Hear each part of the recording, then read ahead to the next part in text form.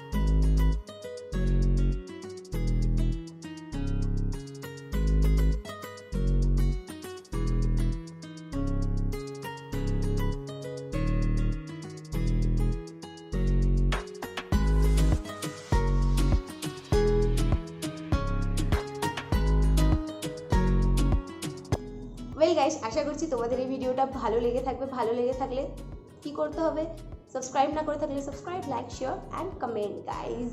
ওকে, তো দেখা হবে পরের ভিডিওতে খুব তাড়াতাড়ি একটা নতুন কনসেপ্টের সাথে। ততক্ষণের জন্য নিজেও ভালো থেকো এবং সকলকে ভালো রেখো। বাই।